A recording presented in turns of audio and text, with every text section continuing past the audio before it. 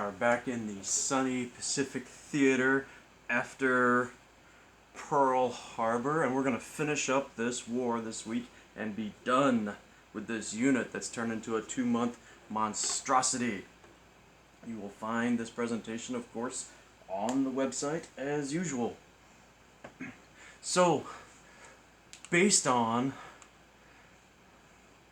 some of the forum posts I read, we really need to spend a minute understanding Pearl Harbor.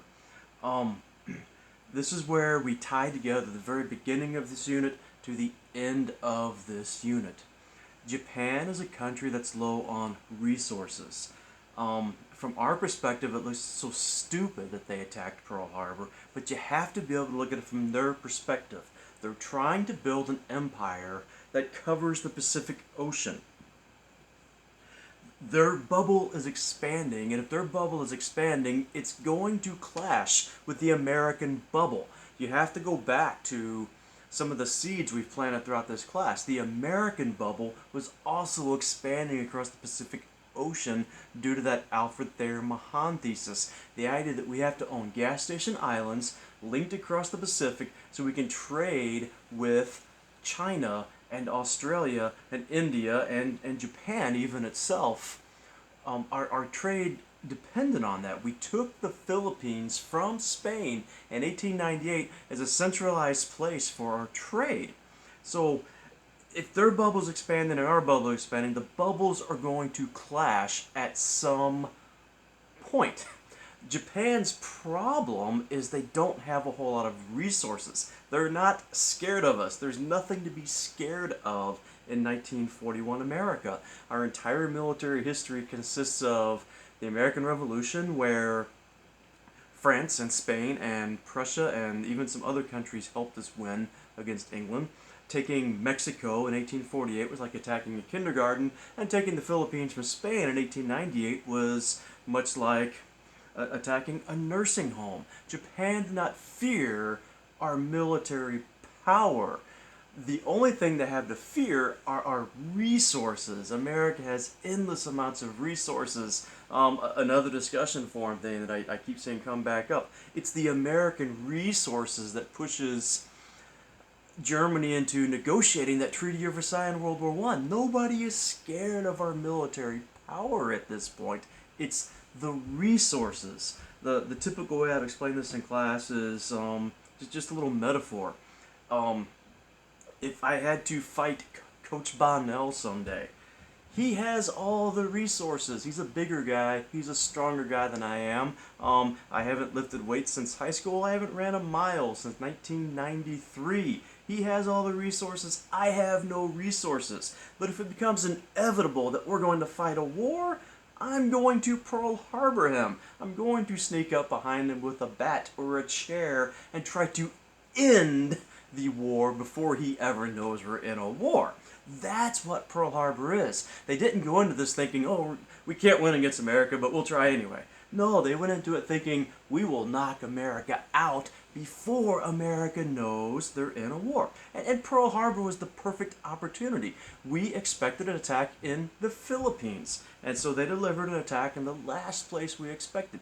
We were so technologically behind, we did not believe that Pearl Harbor could be attacked. They proved it could be with this use of the new technology, the aircraft carrier, which actually leads to the grand irony of Pearl Harbor.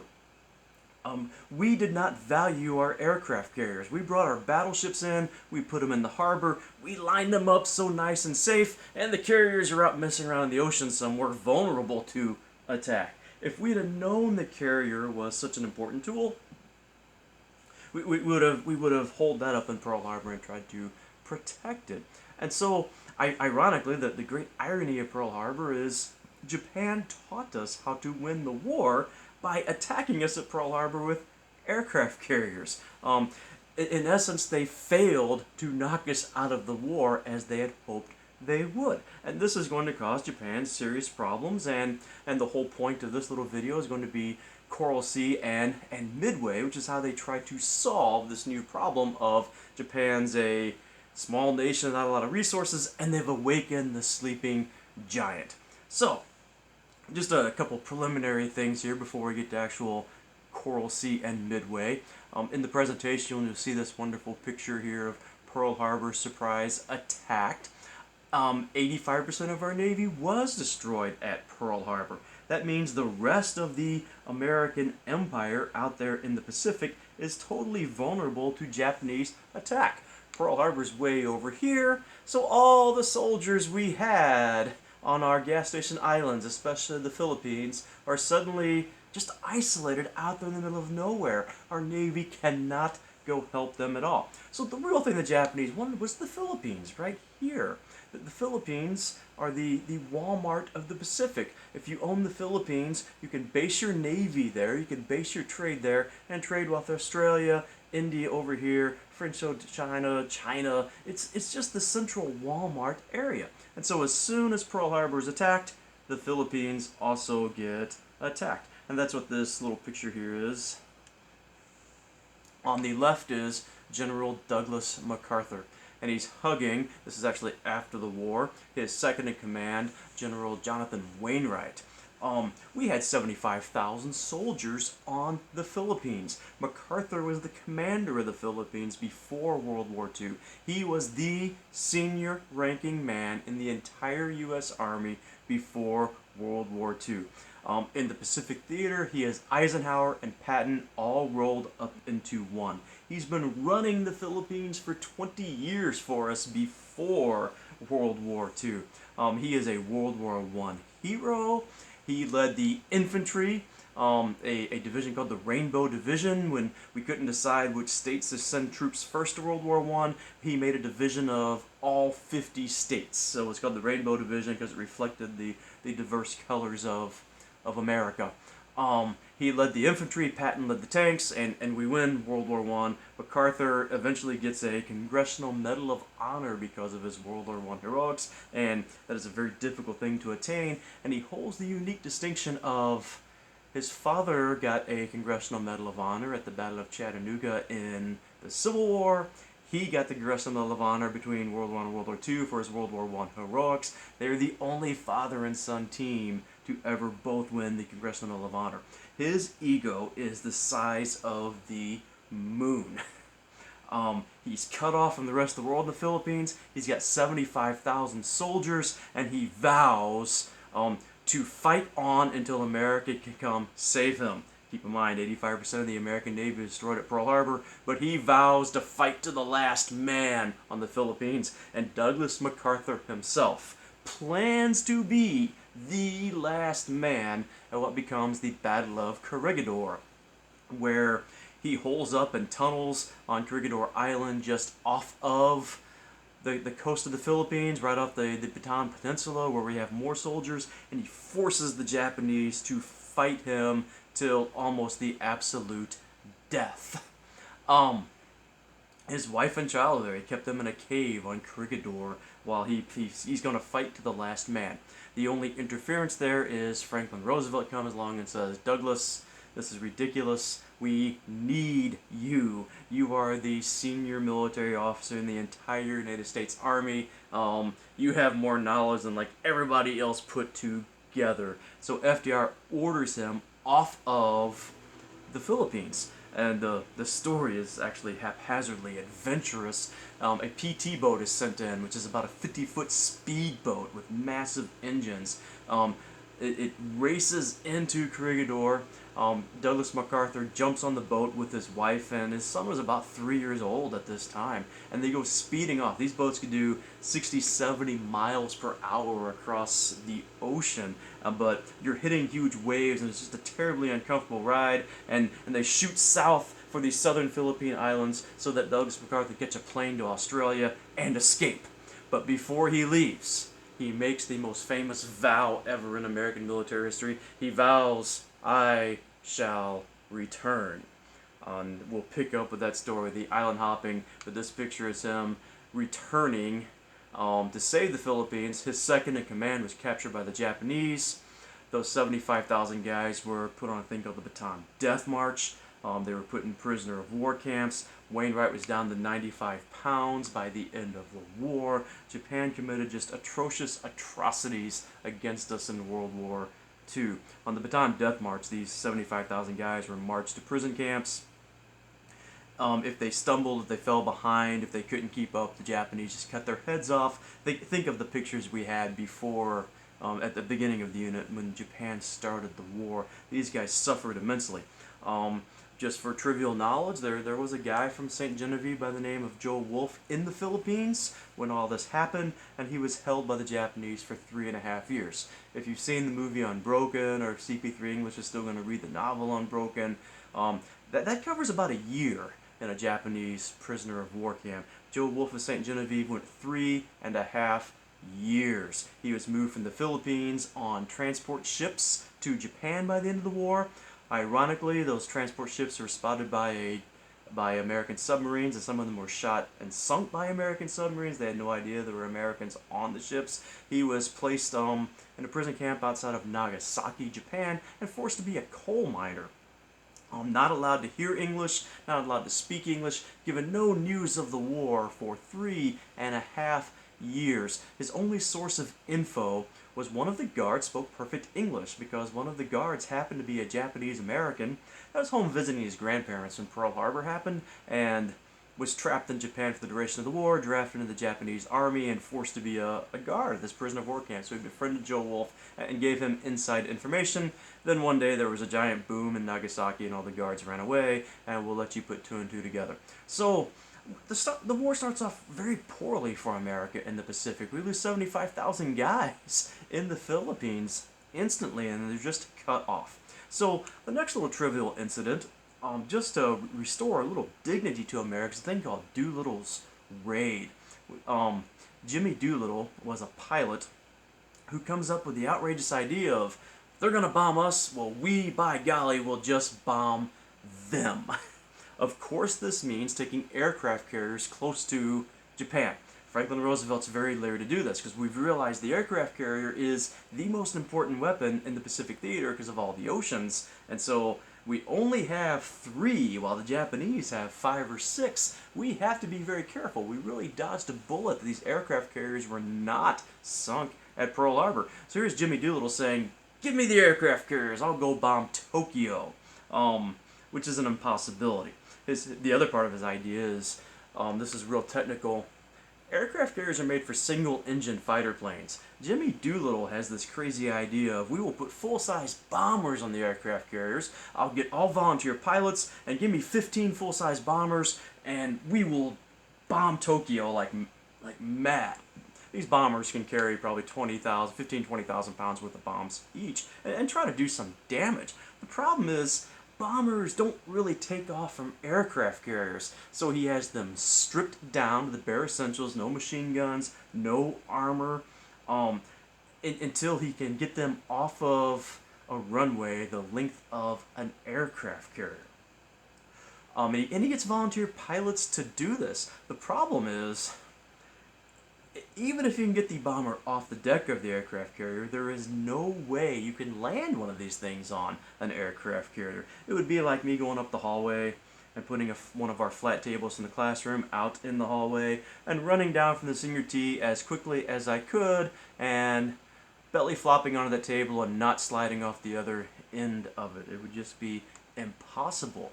And so what he wants us to do, he wants to get an aircraft carrier close enough to Japan to take off, but there's no return. They get close enough to Japan for Doolittle's bombers to fly to Tokyo, and then they're going to fly as far as their fuel will take them to the Chinese mainland over here and bail out and crash land. It's basically a suicide mission. Their one hope is do a little damage to Tokyo, make America look good, and bail out over China. The problem is, even when they bail out over China, this is all Japanese-held territory where he's going to be bailing out here. And so they pull off Doolittle's raid, they do a little damage to Tokyo right after Pearl Harbor in January of 1942. Most of his guys miraculously survived. Chinese civilians who knew America was on their side hid Doolittle and his guys for the duration of the war until they can infiltrate them back to friendly China and get them back to America. Another example of Japanese atrocities, the Japanese, in their search for Doolittle's few guys, the Japanese kill 300,000 Chinese civilians in retaliation. The new movie Midway that came out actually portrays this pretty well. That movie's worth a watch if you really want to get a deeper understanding of everything we're about to talk about. Which leads us to the main events here. Midway and Coral Sea, the two most important naval battles of the war. Remember the key theme throughout all of this. Japan is always short on resources. They have destroyed 85% of the Japanese or the American Navy back here. And so they take all of the Philippines. With France's surrender, they take all of French Indochina here. They can get rubber from French Indochina. They can take over the British Islands here and get oil out of the Java Sea and the Dutch East Indies here.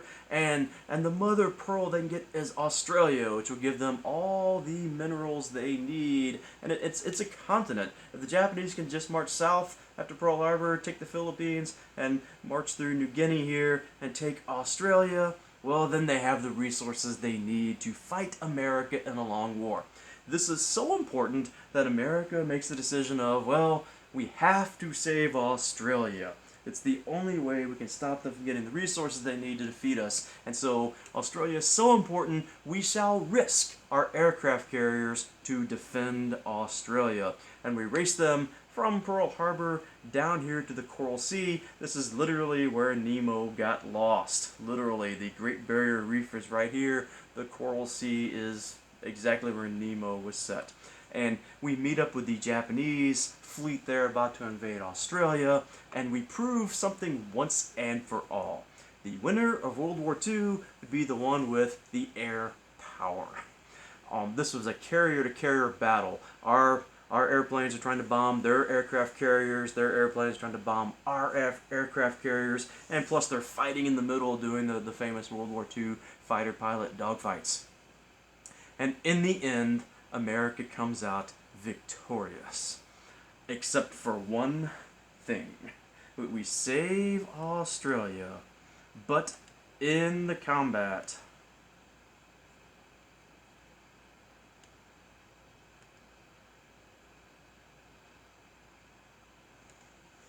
this is an awesome time for the computer to go slow as possible. In the combat,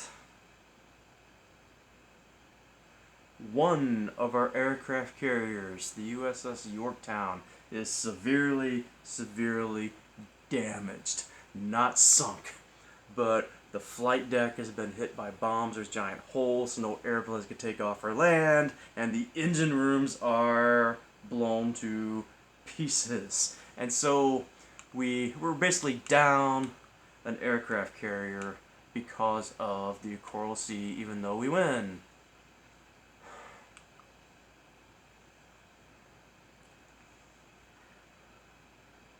Pretty much going to switch to the map view here and be done with that. Now this gives Japan opportunity to think. By then they've realized that Pearl Harbor was indeed a failure. They got us pretty good. They destroyed 85% of our Navy, but they didn't destroy the Navy that actually counts. And so they had to step back and they go back to their main naval genius, Yamamoto, who planned Pearl Harbor, and they pick his brain for, okay, we failed, what do we do now? Back to that analogy I use in class every single year for this. I would pick out the biggest, strongest person in class that has all the resources. And they're American, I'm Japan. I have no resources, I'm fat, I'm old. If we get in a fight, I'm going to be down for the count in 30 seconds. And so I would Pearl Harbor them, like I used earlier for the analogy. I would give some boring lecture and put them to sleep. And then I'd hit them in the back of the head with my tall stool. If they stand up and laugh at me, I got a serious problem because I don't have resources. I have to get them to go to sleep again. So I'm going to give the most boring lectures in the world. But really, any of you, if I hit you in the back of the head with a chair during class, would you ever fall asleep in class again? Japan's got to figure out a way to lull us back so they can surprise attack us again since Pearl Harbor didn't work. And so Yamamoto comes up with this brilliant plan, but this is incredibly complicated. Pearl Harbor is here. I'm shaking the pointer in case you can't see it on your tiny screen. Dead in the middle of the Pacific Ocean is a place called Midway, an island just big enough to build some airfields on. It's 1,500 miles away from Pearl. That makes it strategic. Phase 1 of the Japanese plan is if they could capture Midway Island and use those airfields, they could bomb Pearl Harbor every single day for the rest of the war. Which means if they're bombing Pearl Harbor every single day for the rest of the war, we can't use Pearl Harbor for anything. Nothing.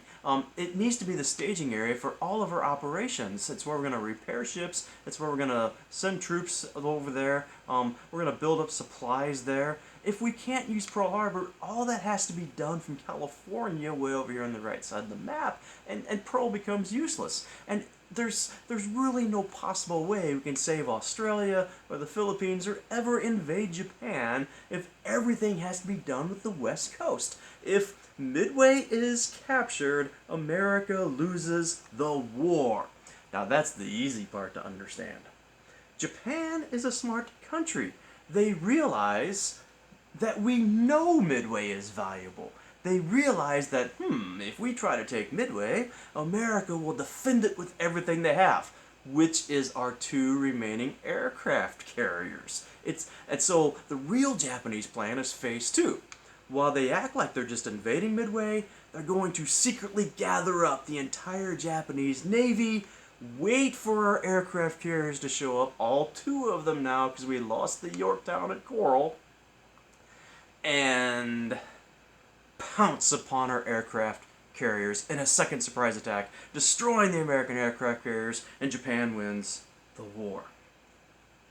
So, the American point of view on this. Our aircraft carriers are down on Coral Sea, and so we pick up hints, they're about to invade Midway, and so we bring our aircraft carriers back to Hawaii.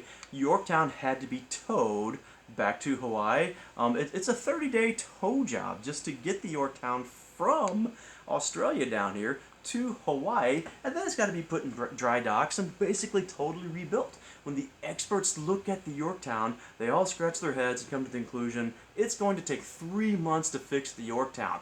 Meanwhile, the Japanese are about to take Midway. But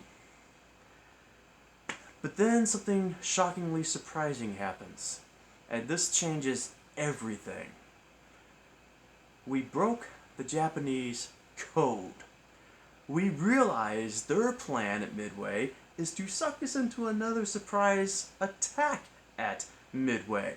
And we know exactly where the entire Japanese Navy is going to be meeting, which means we could turn the surprise against them at the Battle of Midway. Except that they still have 5 or 6 aircraft carriers, and we're down to 2. And so events roll on, the Battle of Midway unfolds, and bam! We show up at Midway and surprise attack the Japanese Navy. And much to their surprise, we had all 3 aircraft carriers. This is a very trivial thing about World War II, but explains really how we win the whole war. It didn't take us 90 days to fix the Yorktown. We did it in 2. We patched up the decks, we got the engines going just good enough to really get out there. It's American resources, it's American ingenuity, it's American improvisation that wins World War II. And so the gist of this is we surprise attack the entire Japanese Navy at Midway. They're confused, they don't know what's going on. We time it just right. The movie really is worth seeing. It explains these details. Like, we caught them with their airplanes on the decks of their aircraft carriers, loading the bombs onto their airplanes, which means when our bombs hit the aircraft carrier, our bombs exploded, blew up their bombs, which blew up their airplanes, which blew up their aircraft carriers, and basically we destroyed the entire Japanese Navy at the Battle of Midway. That makes it the turning point of the Pacific Ocean. Without a navy, Japan cannot ever take Australia or threaten Pearl again or do anything out here. And most importantly for the rest of this unit, what they can't do is the Japanese army is spread out on New Guinea here. They were preparing to invade Australia. Hundreds of thousands of Japanese soldiers here. The Japanese army is at a place called Guadalcanal here in the Solomon Islands. The Japanese army is on islands like the Philippines here, large chunks of the Philippines. They're on Saipan here, they're on Iwo Jima here, and they're on Okinawa here. And they no longer have a navy to save that Japanese army. They no longer have a navy to feed that Japanese army. They don't have a navy anymore to bring reinforcements, bullets, or guns to those Japanese armies spread out on the island. So the rest of the war is called island hopping. We will go from island to island. MacArthur's going to take the army from Australia to the Philippines and up through Okinawa, while the Marine Corps works from Guadalcanal up through Saipan, up through Iwo Jima, and we're going to squeeze in on Japan until we're closer and closer and closer, until we can have airplanes close enough to bomb them every single day of the war. And eventually close enough where we can launch a D-Day style invasion against Japan. This is part of the reason why I threw a piece of Saving Private Ryan up. Every single one of these island battles will look similar to the beaches of Saving Private Ryan. And that is where I leave you in suspense, and we'll do a separate little video on the island hopping.